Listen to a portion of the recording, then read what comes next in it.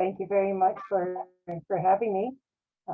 It's a pleasure to be able to use this platform to be able to share what everyone wants to pick my brain over the decades. And my auntie said many years ago that there would come a time when this knowledge will be needed, and there will be a way to share it with more than one and with many others, and just to be patient and to keep doing what I was doing, which was growing and gathering seed and learning from many others and sharing that with whoever shows up in the garden. I don't care if you're purple.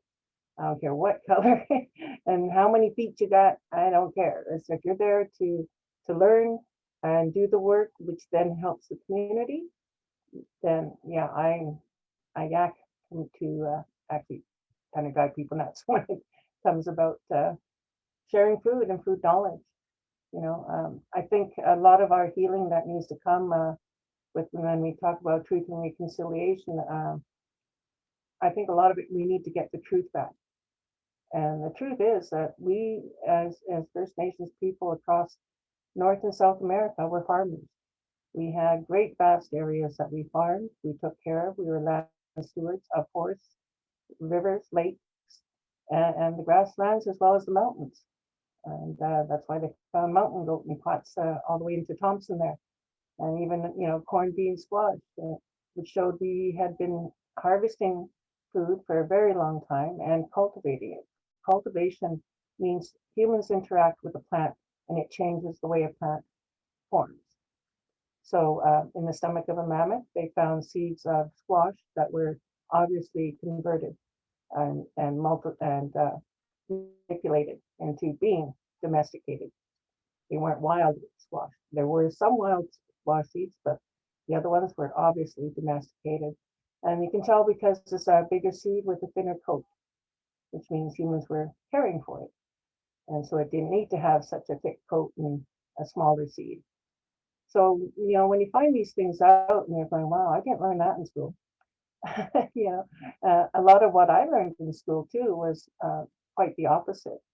And that First Nations were always with their hand out.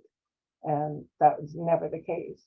In fact, any settlement that ever came to the Americas were helped and shown what to eat and how to eat by the First Nations people. Unfortunately, things didn't quite turn out as well, but we need to get that back. We need to get back our food security and the knowledge that 70% of the food people eat is from First Nation cultivation. So any recipe I look at, there's at least one indigenous ingredient, whether it be potatoes, tomatoes, corn, beans, squash, of course, but chili peppers, peanuts. We have quite a variety of foods that we've been sharing, and a lot of people are loving right now, fiddleheads. Okay? But those were considered poor people's food in Europe, but yet they were, a mainstay for spring good eats, and other springtime vegetation. Our greens, get the greens back, and we were very much into eating seasonal, but also dehydrating things to get us through. They figured the archaeologists found granaries, or what we would call granaries, in-ground storage pits that some you can stand in. That's how big they were, but they were filled with all different types of food, from different dried squashes and beans and corn, and how they would layer them and do them in such a beautiful way. It wasn't just dumping them in a hole. Okay, the pit itself would be lined with sedge grass and willow sticks that held them in, and of course willow being a rooting hormone and a preservative type thing, it made sense that it would be that chemical in it would help the things from rotting. So we were quite scientifically sound when it came to our food as well. So knowing how to eat it, like our squash. We didn't eat it like pumpkin pie. We made it into flour. That's why it was called escuta squash, meaning to be eaten raw or uncooked or like a flour. So when those big zucchinis people get and don't want, I want them. I slice and dry them, and grind them up. And people say, well, do you use a stone like your ancestors? And I said, no, Auntie said to adapt. I got a Vitamix. Press that button, right? So, so even the term gardening is, even the archaeologists did not really care for that word, because the term gardening meant small, hobbyish, you know, it's okay if this dies because I can get from elsewhere. Whereas we were very, very much totally sovereign in our food. We had more than enough, they figured, for 3 years worth of trade and 3 years worth of eating, as well as that year. Same as with our seeds.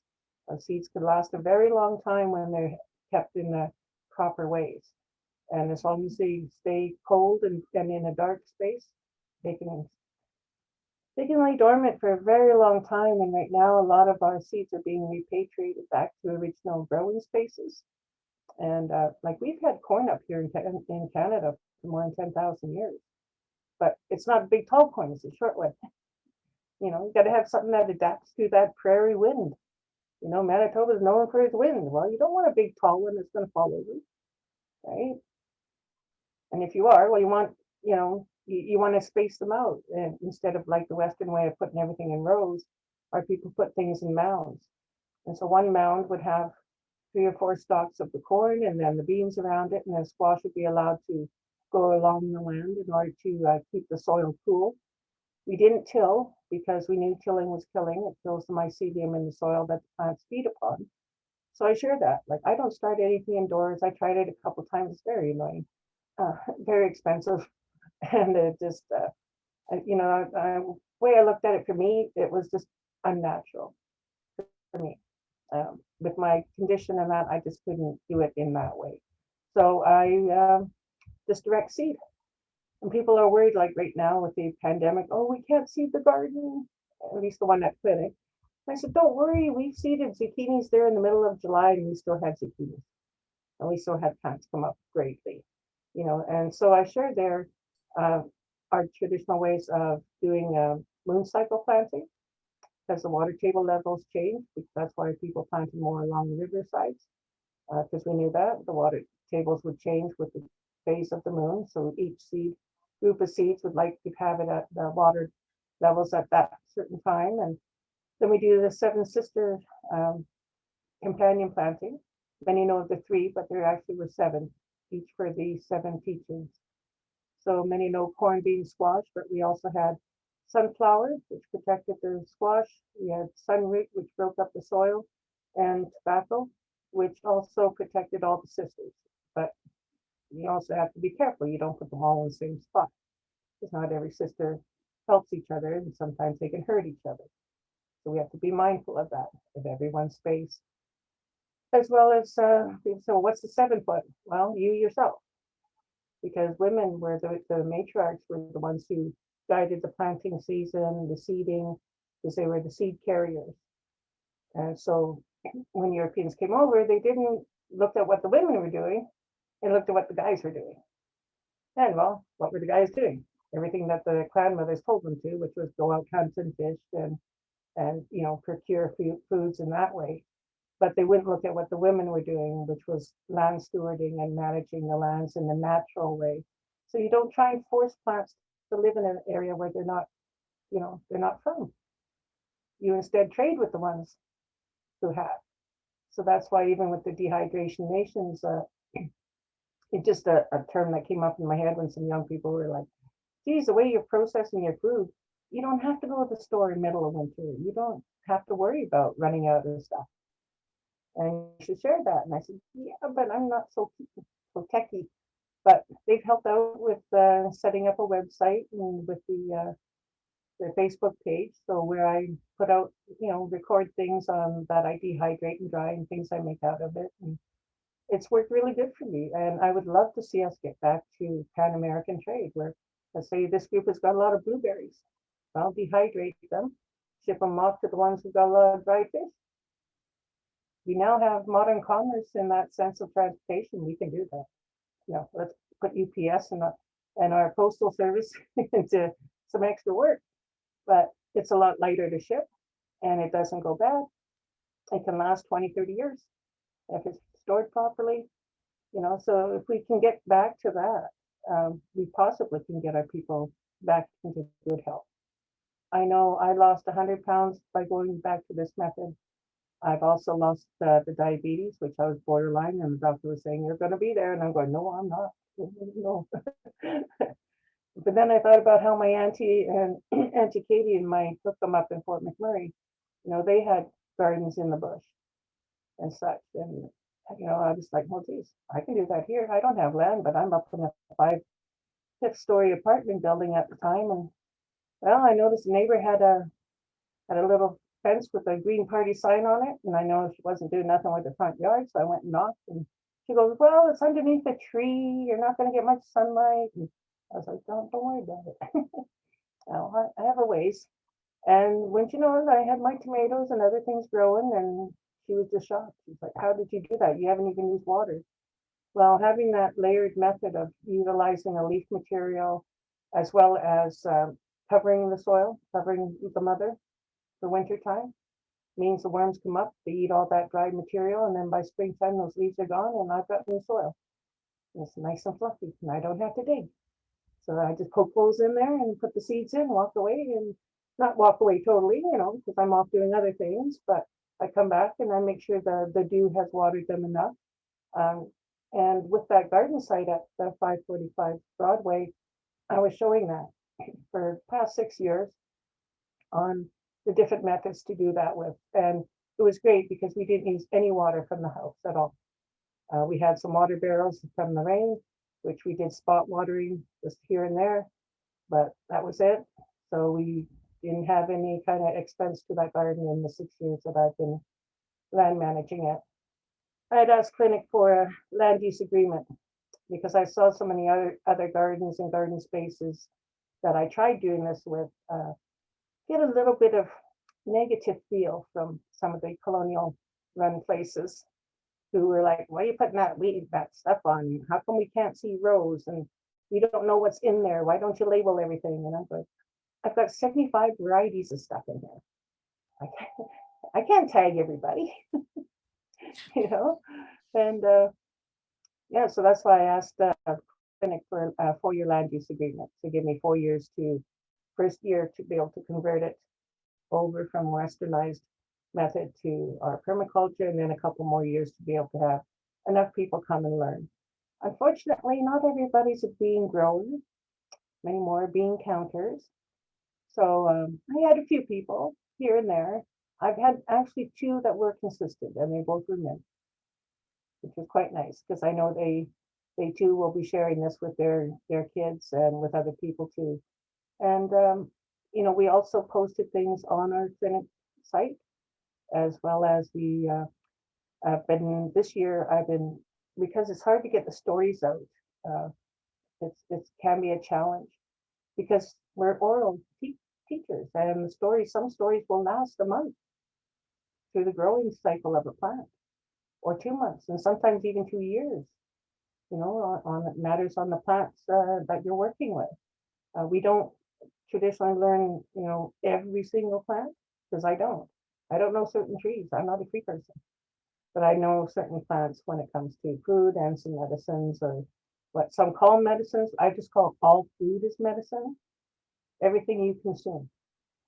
So whether it be meat that's been not grown well, or meat that has been grown well, whatever you consume, that is medicine, and it's going to affect your body.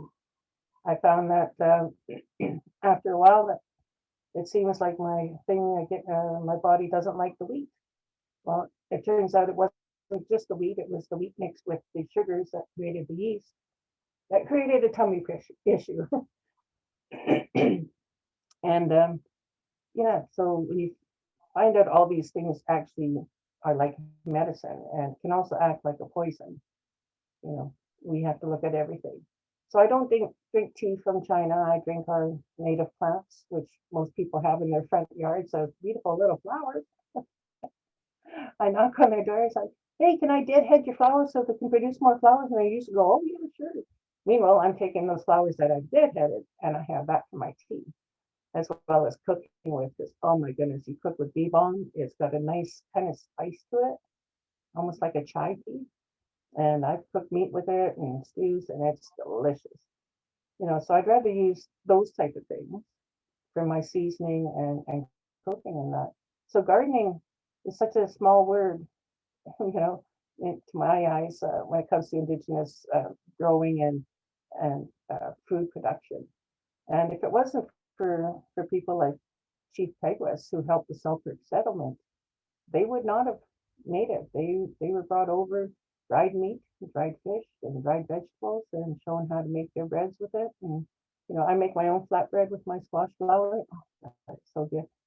Make tamales or like taco shells, and making that with the squash flour. We tested it. We by a 20 by 20 spot, we got 130 small pumpkins, which were underripe because you want that sticky stuff. And we got 10 pounds flour from that 20 by 20 spot. We figured out for 1 acre, that would be 1,000 pounds.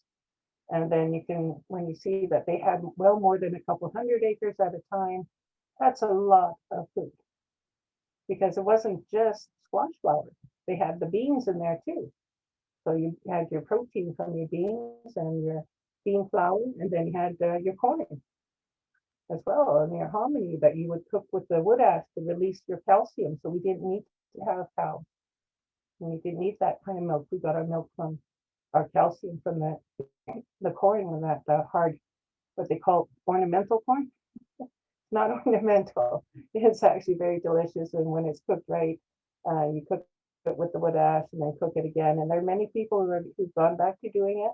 The internet has been great in introducing people to that. The south of us at the White Earth Reserve, they still do the corn the old way, and it's helping the people a lot because it's it's going back to what we had, and our bodies recognize it. Many believe in the paleo diet or the DNA diet, and myself, I just found that I can't eat a lot of those westernized foods, like even onions and garlic. My body just don't like it no more. I used to love it, but I used to just think I loved it. But meanwhile, my belly was going, no, we don't like it, you know. And so that's why I was so bloated. The bloating was from the gases from those unequalized foods and the fermented stuff and stuff. So going back to my pure foods, it's much more delicious. So I've lost the coating on my tongue that my doctor said we get when we eat too much processed food, because our tongue is kind of protecting us from those chemicals. And that's why now I can't eat a Dorito. I tried. I used to love them. Now it's just like my mouth automatically spits it out, and I'm like, ooh, what happened there? Well, yeah, it felt this burn of the chemicals and the salts, and even the store-bought bacon I can't do because it's just too salty. So I found a farmer though, and I've worked with many groups in the communities, just here and there, but with everybody doing grassroots stuff, it's working. We petitioned the city with West Broadway and Spence neighborhood to get the bylaws stricken down about having a food market in Winnipeg. So now we have food markets in Winnipeg. We struck down and actually proposed the community garden policy for Winnipeg, which we now have to help protect gardens that are possibly on an empty lot. So that way it gives time for the grower to relocate and also get help in relocating, as well as allocating empty spaces in Winnipeg to being able to have growing spaces and such. And it's small steps. When I first got here to Winnipeg, I was like, oh my goodness, this is like a green desert here, but it is something that had been the norm, really. You control the food, you control the people. And by making it to where you can only buy the fresh foods out in St. Norbert, where only certain people can get to, it kept what was called the riffraff and the dirty horses out of the city from the farmers. And there's quite a bit of classism happening back then, not just towards First Nations, who actually were drummed out of the farming business, but even amongst the small farmers, even now. If the small farmer only has, let's say, 5,000 pounds of black beans, that's not enough to sell on the market. So at the mill, they'll tell them, no, we can't sell it for you. So then that farmer has to sell it as animal feed. Meanwhile, we have people in the city who could have used those black beans, right? So a great group got started by a young lady that with a dodgy acres called the Green Csa. So it's a cost share allotment. That's what the CSA is. And for the past 3 years, they brought in grains from many of the local farmers and local vegetables, as well as local oils, such as local sunflower oil and camelina oil, and quite a few other items. And wow, those farmers did great. They got to sell all their goods at a decent price, and you could cost share. So if it's too much to have one share for one person, you can split it with a buddy, that kind of thing. And so they had oats and grains and quinoa, which is our food. That's not European, and it's from our cousins down south, but we have our own as well. And it's great to see this food rejuvenation with the people, because that's what we need.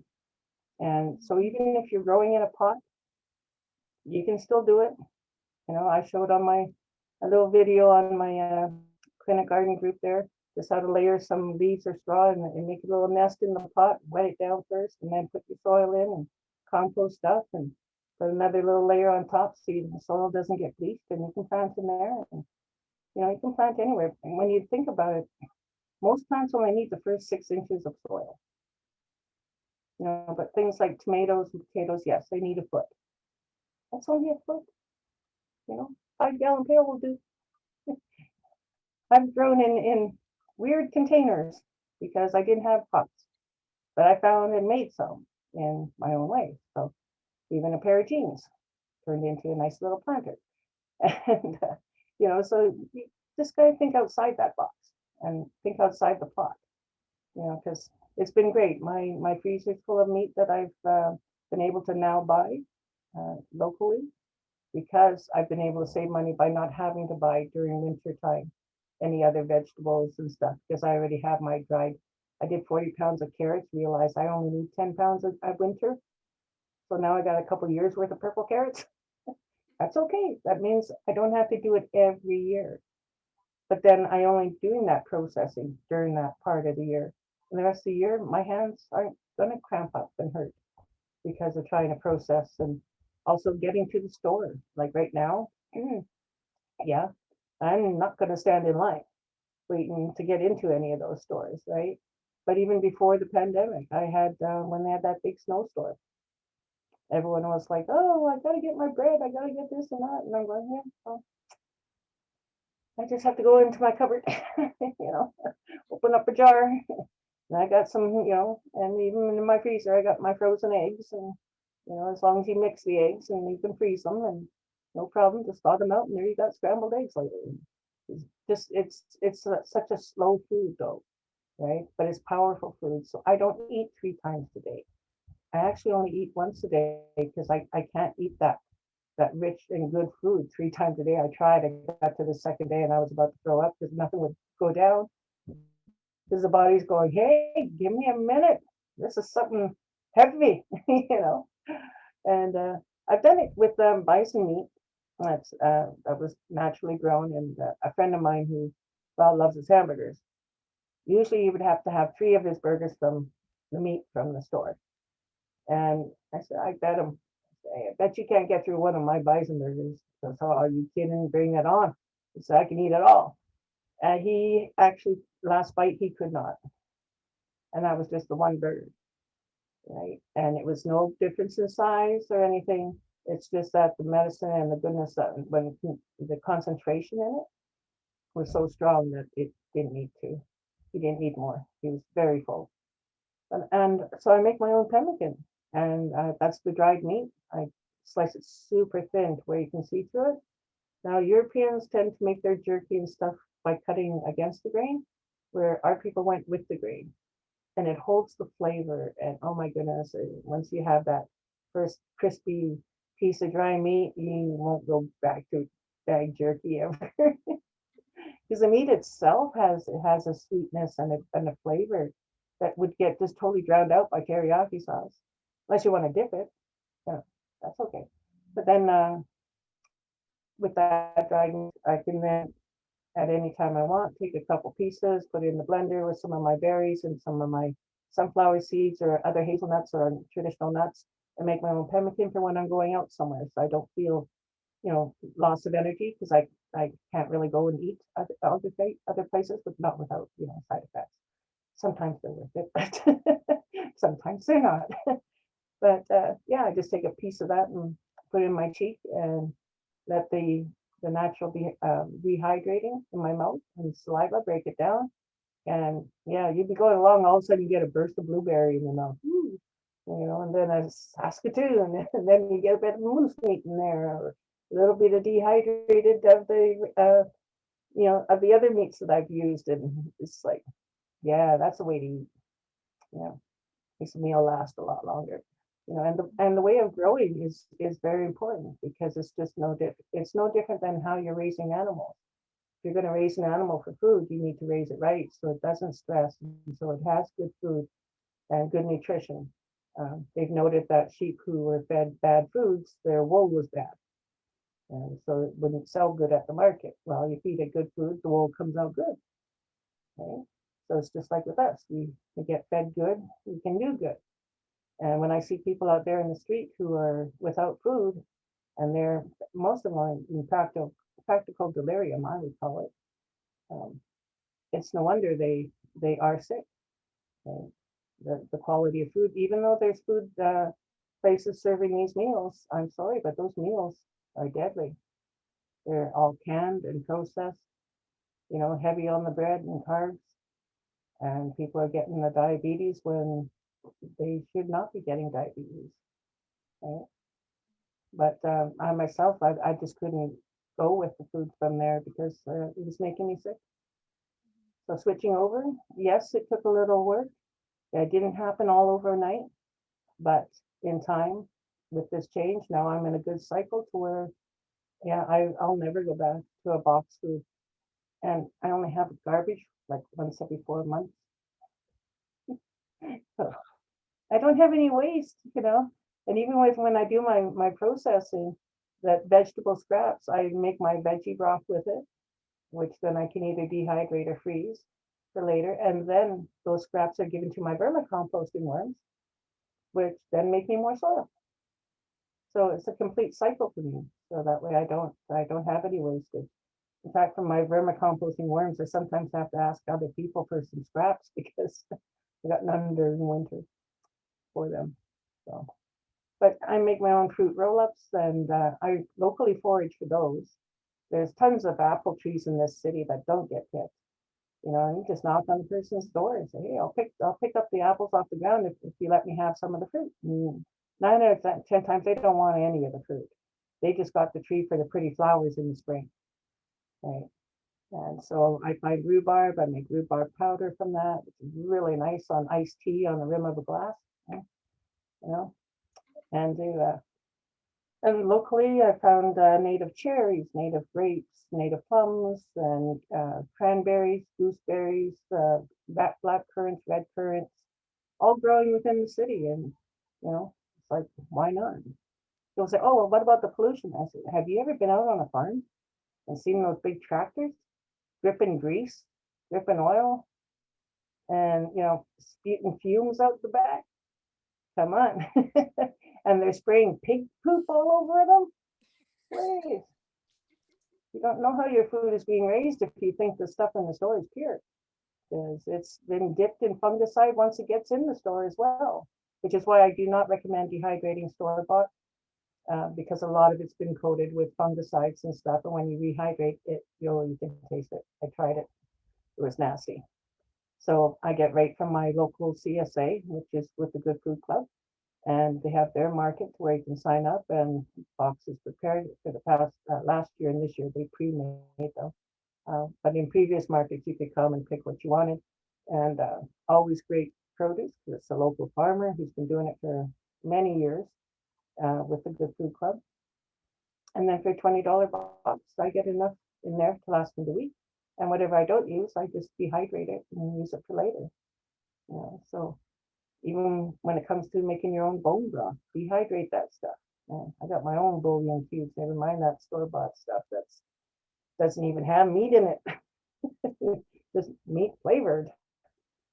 Like, no. No, I'll make my own. I boil them bones in the old slow cooker for a good 24 hours. And by the time they come out, they're almost, well, they almost fall apart. So then I put that back in the soil because that's calcium for the soil. Calcium and other minerals that go back to the land. That's why they couldn't find a lot of our bones in our garbage pits like they have in Europe, because we didn't have them. We made use of everything. Our bones, once they were boiled down and everything was extracted, all the marrow extracted, then that bone material would be put in the fire. That fire would then be used on the land as bone meal and wood ash, as well as blood meal. You know, now people buy it in the store, but you're buying stuff from rendered animals that you have no idea where and how many there are. But with our own people, that's why we would gather blood from the, you know, and when they did the large slaughter and that, it wasn't wasted and it wasn't drank. It was put back to the earth to feed the plants. Now you do that around some raspberry bushes, man, you're gonna get some raspberries. That is one plant that loves the blood. Loves the blood meal and bone meal. And at the garden there, I had some beaver heads, and I put them around the 3 little stalks of raspberries I had. And wow, they just took off. That next year we had more than 10, and then that third year we had enough to have a huge row. And because the garden's moving over to the new site, which is the far east side, we put new plots in, and that site actually has soil. So where we are growing right now, our last couple of years actually was on top of gravel. So if I can grow on top of gravel using this method, yeah, we can grow anywhere with it. And there again, it'll be conserving. So we've been offering up some raspberries because they aren't going to be going into the new area until the next year, at which time we'll get back a couple from the groups we've given to. And on the clinic garden site, you can see the image of the new area. And that because the community really liked the garden, and I was willing to let it go. So as I told the guy, hey, I asked for 4 years, not forever. And he was like, well, we got to build on there. We need some low-income housing, and you know, we'll see if we can get you a suite in there if you'll also manage the garden once we move. You know, we want to move it over. We don't want to just get rid of it because the community, we have it as a you can walk through and anyone is allowed to pick. We have it on in Cree and syllabics on the signage saying, welcome, come on in, feed yourself.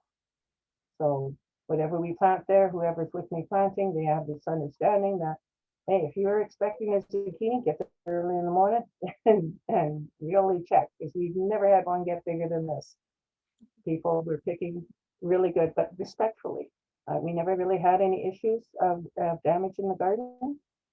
There was one time I could tell someone did get angry, and they didn't pull out plants as much as you can tell it was a frustration type of aggravation. And I'd rather them take it out on a plant that I can replant than on another person. Right? So it was a place that, they could vent. I'm not going to get upset over that. I can always replant that plant. I can always get another, it's not the plant, it's the people that it's helping. So it's helping that person that redirect their anger or frustration, then that's fine. The earth will do that. She will welcome that. She'll channel that energy back to where that person can release it. As well as we had a guy step into the garden. He was kind of like, my leg's really hurting. He said, I see a plant that my auntie used to use, and I use it. And I was like, oh, definitely. So I went and got him some of the leaves for it because his leg was really swollen and sore. And so I got him some of the leaves, and it was the comfrey plant. And I know to bruise it up, then I wrap it around his leg, and the way it wraps onto itself, it's almost like a Velcro. It can be like a bandage. And he sat with it on his leg, and he just like, wow, he's just, I never thought I'd see one of his auntie's plants in there and that kind of thing. And, it just helped him to understand that, yes, he's welcome to come and pick some of it. We'll keep it growing for him. We'll move it over to the new space because it is a healing plant. It's not necessarily from here, but as my auntie says, it does not matter. Plant energy is around the world. Our plants are feeding the rest of the world. Is everyone else complaining because tomatoes are growing in Spain now? No, they originated here, yes. But, other people are eating and making use of our food. So why not? Why do we have to keep ourselves as purists and not utilize the other foods that have come our way and other medicines? Because all plants are one nation. They're not separate nations because they were here before us. They were here after the grandfather rocks, but they were here before us, and they offered themselves to be utilized by us in many different ways. So there's even plants that are considered poisonous, but in small amounts, it's good medicine. That kind of thing you leave to the medicine person to do it. I'm just a grower. People always ask me for what can I take for this and what can I take for that, and I say, hey, I don't know your lifestyle, so I don't know what you're doing that is countering what your body's, having. Back in the day, well, the medicine person lived with you. They knew what you ate because everybody ate the same thing. There was no McDonald's or other things that would be interfering with what the community was eating. So the community doctor knew when something new came in if there was a reaction on how they would be. So that's why with the word gardening, it's kind of like, that's really a small word when we look at how deep it goes into our health and as well as community. As I tell people, I don't do this all on my own for sure. For sure, there's no way I have all the space. I have my little spots all over that help complement things, but I don't have, every single thing. That's why I get my carrots from my local farmer, and a few other things, different kinds of squash. I grow some of it here, but some of the other ones I need to get from elsewhere. And I think it's got to do with the colonial ideology. I can do everything, and it's like, no, you need community. And that's why community growing, if communities would adopt the farmer, so to say, and have at their community center where they pay him a cost share allotment and they already have their customers, such as local people, well, then the farmer wins and the people win. Food club methods, that's what they, and then participants can volunteer and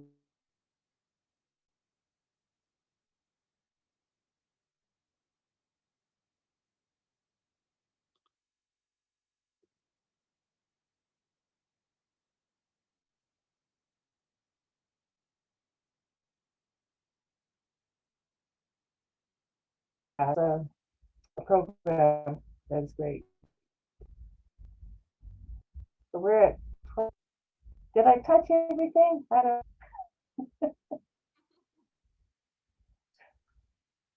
I know it's a lot to absorb, and we're talking 10,000 years worth of info in this set in basically in 1 hour.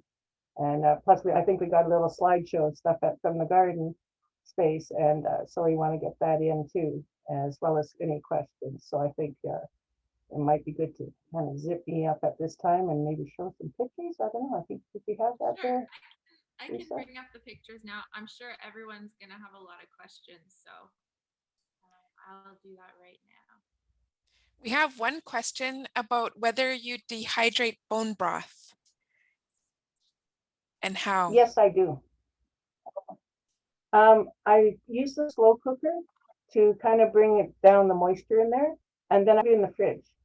And by putting it in the fridge, the fat will come to the top. I take that off, and then I just scoop it out while it's cold onto my flat mats for my dehydrator, and they just dry, and it works every time, and it's delicious. 1 teaspoon, there's like a cup of soup kind of thing, and yeah, and you can just add it to your different things to give it make your own gravy. So I've done lamb, I've done beef, I've done moose, I've done I won't do pork, but I have done turkey and chicken. Miigwech, that sounds great. Yeah, those are my Gete squash. Those are from the old seeds that were from a dig site a couple 100 years old, and they've been growing real good. But in our community, we have small families, so a big squash like that was too much. So we went to doing more of the zucchinis and walk away kind of stuff. Oh, that's beaverberry. That is really good spinach. Oh my goodness. before it even gives off the berry, you eat the leaves, and it's like crazy. It's great. We have lots of things in there. But what's great is we do have a lot of pollinators, and our pollinators it's what does good. Those were our peppers that year.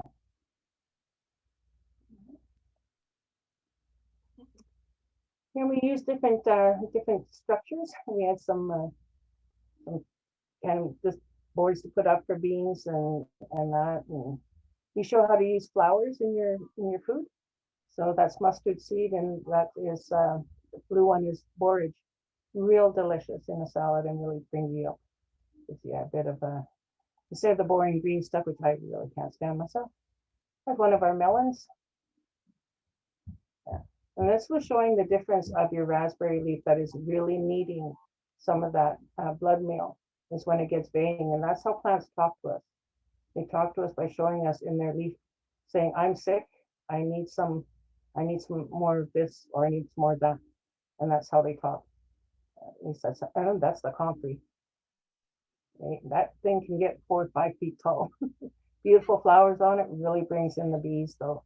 But it's known as nipum. And that's our native onions. Very strong. They're small but strong. You can smell them puppies like 10 feet away when you disturb them. And that looks like our Swiss chard. Yeah. And like I said, we couldn't label things because everybody likes to grow together. And so we allow certain ones to grow together. That's silver leaf. That one's a really good tea.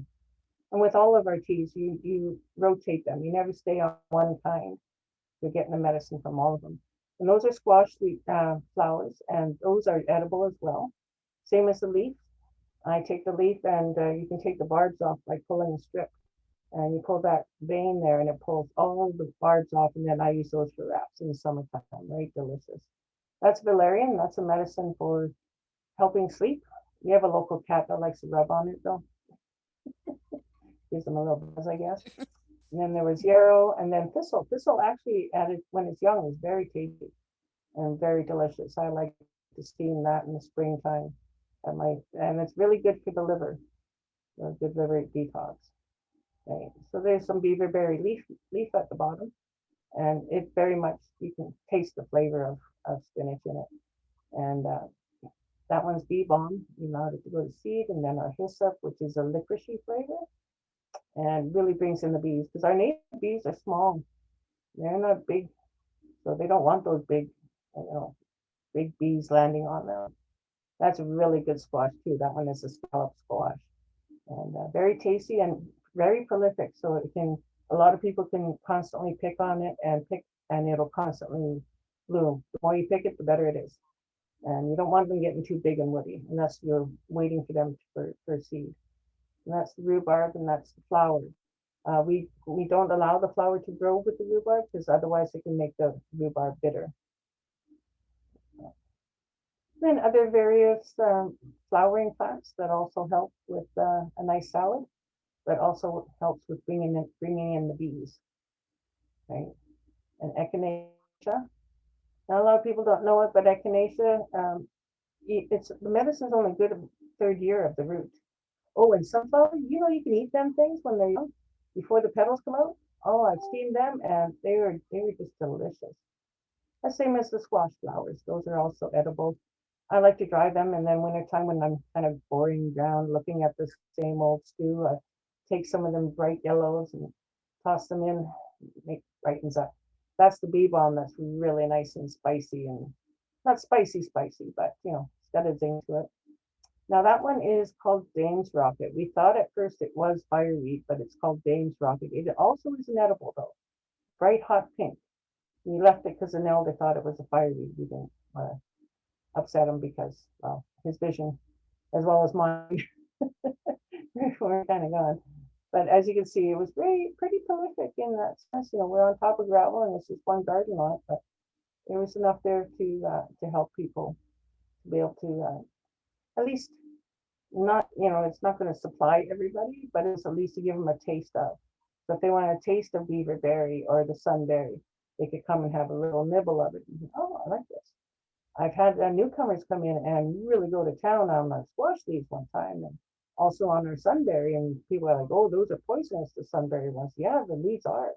Same with potatoes and tomato leaves, but when our food went over to some places with the colonists, not all the instructions went with it, as well as the colonists wouldn't allow the workers on the or the slaves to eat the fruit. They were only allowed to eat the leaves, and so they learned how to double boil them and then utilize them in the food. Nice chili peppers. That's some quite a few different varieties that we did there. And of course, that's the biggest zucchinis we ever got because, like I said, usually they were gone. And that was, yeah, I think that's rhubarb root. Yeah, and we were showing different roots and how to use the roots of the, oh, those were sweet potatoes we put in. Yeah. Sweet potatoes, it only produces a potato from the clipping, right? And those were other plants that because we would always give away plants in the fall time. So from mugwort, and there's the nice young thistle roots. Like I say, good liver tonic. You want that in the springtime because wintertime we've usually been indoors, not exercising much. And with these root vegetables, daylilies. Did you know they're edible? Yeah, even the flowers, but the shoots when they're nice and young. And like I said, even the potato and the tomato leaves, you double boil them. And these are black currant. And I put my shawl underneath and you shake it. And then whatever berries fall, those are the ones that are ripe. Anything else, you leave it until the next day. And like I said, whatever we picked, we would put out and it would all be gone, which is great because it lets me know that, that's what was needed and what people wanted. No sense planting what they don't want, right? So between the nice little green tomatoes, which if they're kept in the dark, they turn red. So we show that. And these were just some other things that we've come across and traded and shared. Like my raspberries. Those are always great. I love it hearing the kids when they come running going, can we have some? Oh, go for it. Can we have some flowers? Pick some flowers. And meanwhile, the parents going, no. And I'm going, yes. That's what their food is to be shared. It's not to be hoarded. We share that food. And if a kid wants a raspberry, yeah, they're lower to the ground. They can find all the ones at the bottom. Makes it a lot easier. And by picking the flowers, it helps the plant produce more flowers. So my calendula and my native pot marigold will go right on through to November if it gets picked. If it doesn't get picked by August, it gives up and says, well, I've done my seed. I don't need to do any more. Right? But if a plant needs to put out its seed, it will constantly flower. So I promote that in the garden for kids to come and pick. Yeah. So for anyone That's why you put out for the squirrel, because he even picks a little turkey. But I love them. So for anyone wondering, watching at home on the live, those pictures were from Audrey's Clinic Garden group on Facebook. They look much better on there. So if you want to go and check them out, there's some really interesting stuff on there. I had so much fun going through them. And I just learned so much, even just adding those pictures into a slideshow. So that's available on Audrey's Clinic Garden group on Facebook. They're available there, and everyone can look at them. And we do have a question from Danae Sinclair. So Danae says, this was awesome. I'm wondering if Audrey can talk a bit more about improving soil/garden health without adding chemicals, and for those of us who can't compost at home. Leaf material. We actually got the city to start a Leaf It With Me project. So where you could bag up your leaves and they come and pick up the leaf material and then they use that in their big composting. But what we do is we put it right on top of the soil and also use it as a dry mulch. If you mulch during the summer season and keep that soil from overheating and sterilizing, those worms will still come up and eat that material. And that's what you want in your garden. You want worms. You need your worms. If your soil does not have worms, it's very depleted in aeration as well as their own waste, as well as that natural mycelium action happening, which they promote. So I make sure my worms are fed throughout the winter by putting on a coat on Mother Earth. As they say, you don't throw your mother out in the middle of winter without a coat. Don't do that to Mother Nature either. cover her over good. And you can find them. All I do is call up a, landscaping guy. I say, hey, you got some leaves? He goes, I got a bale of them, because they have to take them out and haul them and pay for disposal. So just bring them to the garden, dump them all over everywhere, and totally cover the place. And by springtime, they're almost all done. Right? And if there is any left over, I keep that for a land mulch on top. Even when it comes to so-called weeding, what we do is we just pull the plant out to where the roots are exposed to the sunlight. We lay that back down on the ground. By doing that material then composts back into the soil in its own way, right? And it doesn't take off. And then we don't have a big composted pile. That's actually more annoying. People don't read on how to put that layer in and how to put this in. And so I prefer people to compost it within your own garden space, right? So even at the bottom of the pot, I put some fish guts. You say, oh, an animal will come. Oh, get real. I've never seen an animal come for any of my animal parts that are in the ground. They don't want some stinky, rotty stuff other than a wolverine, but we don't have those in the city. But we've had deer in our garden and we've had rabbits, but with rabbits, with our plots, we allow the grass to grow along the edge because rabbits won't jump over. They won't jump over the tall grass because they don't know what's on the other side. You got to trick them a little. We've had bunnies and I've watched them go down our pathways and they won't jump into our plots because they're in that wall of green. Psych them out, and it works. Doesn't work on the darn squirrel though. He sees things come up top and he knows where to nail things. So presence in the garden is what's important too. So even if you're not doing anything, just go hang out. If you're hanging out there, then they kind of go, they'll hear you and they'll yell at you. Like, but it's part of that life cycle. So while we were at the garden, we even seen how the mice were kept under control by the crows. And crows come and scoop up that mouse, got him from behind. And we were watching, and it was like, oh, look. Someone was with a cute little mouse. He's walking out in the middle of the sidewalk. He's gonna get nailed. Well, that crow came down, landed behind him, hop, scooped him up and gone. Right? So it keeps that total cycle going. So you will have mice and you will have other things, but those are welcome in our gardens. They distribute seed as well as they, poop along the way. As long as you don't have too much of anything, you'll have an equal balance. But what's important is getting that leafy material in there. So even if you have shredded newspaper, that's basically shredded trees, right? So you can use that. And shredded cardboard can be used as a mulch. So if you don't have leaf and don't have straw, you can use that kind of thing. Pretty much anything that worms like. Exactly. That's what I was taught too. I really liked hearing you say, like, don't worry if it doesn't say on the package, like you have to plant it by this date. You can plant it even when you're thinking you're a little bit late. Because I know we're in that situation this year. But I was wondering if you had any, like, for people who are just starting out and might feel overwhelmed, who are just starting to think about putting in a garden, if you had thoughts you would share with them. Take your time. By going with the moon cycle planting. How I remember the moon cycle planting is new leaf or the new moon. And that's where you plant things that are seeds outside of a pod.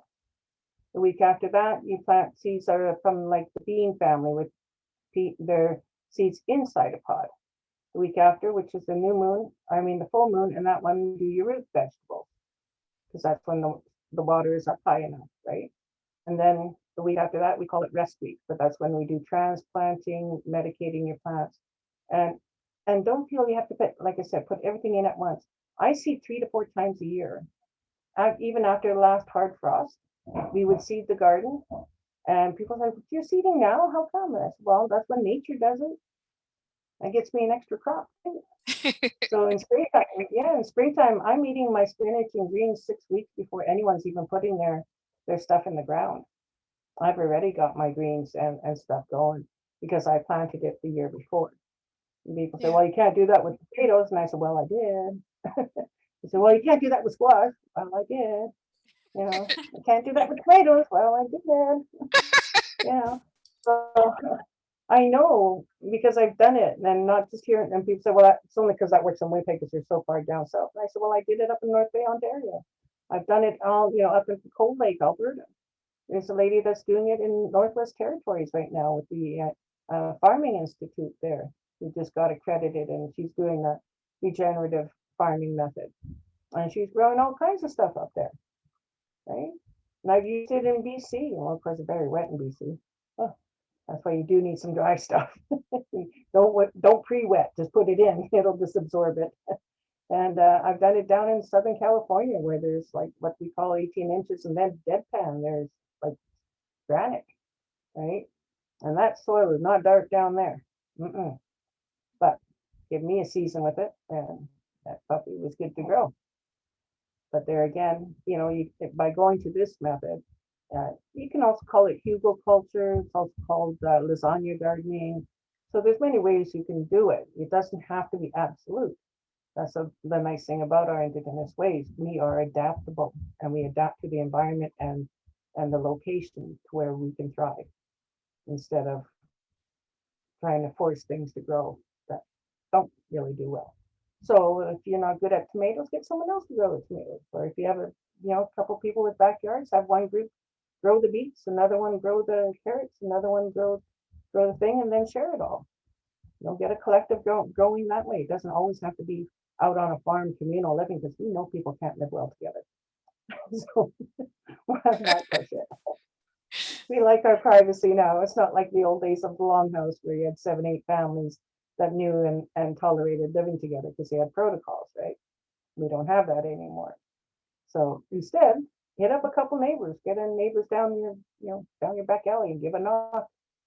Say, hey, you want to do a little permaculture thing? We'll just slap some cardboard down on the ground, a good thick layer, and let that cook for a week or two, and then cut a hole, put a plant in, or put a seed in, and it's not going to hurt to try it.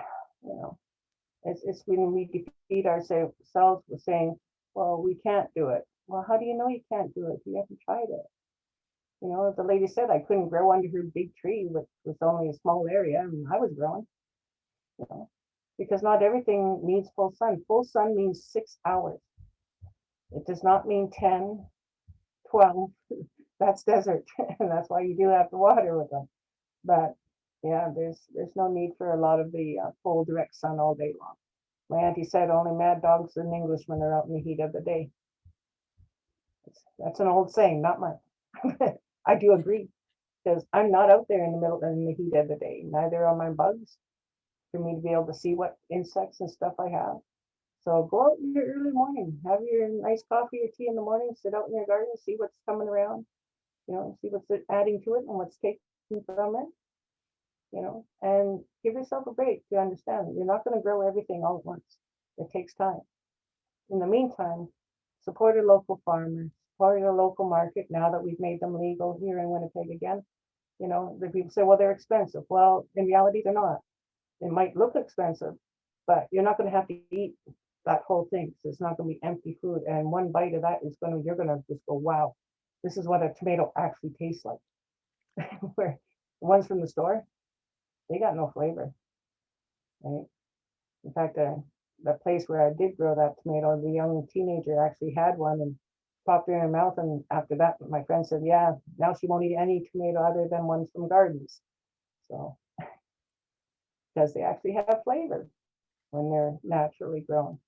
Same as broccoli. If you grow your own and you have a taste of that broccoli, that stuff's strong. You don't need a big head. A big head is dead in my eyes because it's dead of flavor and nutrients. But that small head that's really concentrated, I just need half of that. But I'd rather have quality over quantity any day. And that's what you'll get from your local farmer, as well as your local market, and as well as your local food that you can process and gather. And there's, we got food all over the place, really. It's just got to be tapped into. Yeah. Like even there's a horse chestnut tree. I know it's not our tree, but people don't realize those spiky little nuts on them, that actually makes soap. Yeah, because I'm sensitive to chemicalized soaps. So finding out the horse chestnut tree was there, well, it's a small tree at this time, and they can get pretty big. But that could be another endeavor someone may want to think about. But those nuts from that tree, I ground them up in the Vitamix there and added hot water to them, and no time I had bubbles. I was like, oh yeah, I can wash my clothes in this, and I do. And I've used it up to 3 times. I can use that, and then whatever's left, I put it out there again and back into the earth, and it becomes the compost.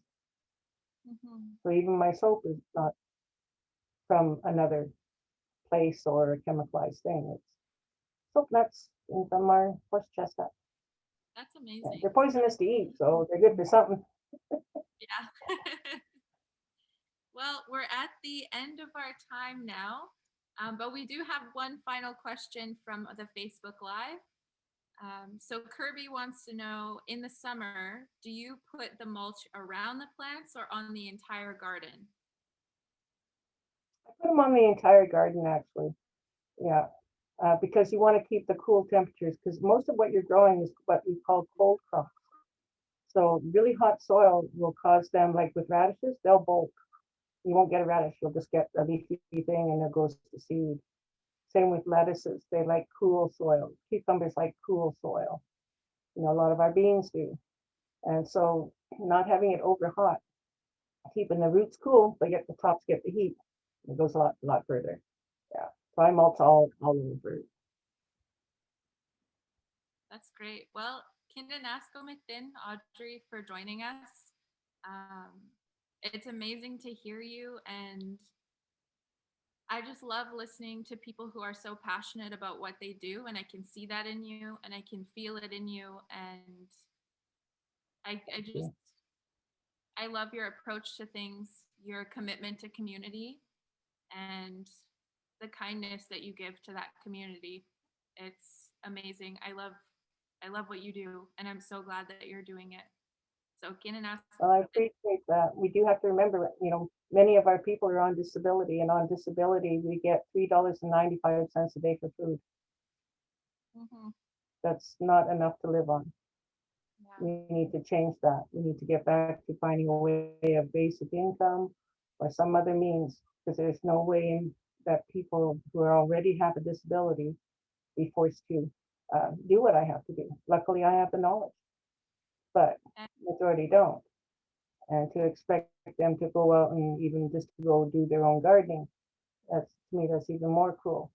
That $3.95 a day for food, you don't get enough to sustain yourself in a proper way, right? They legally can't do that 5-day challenge where you get $5 a day.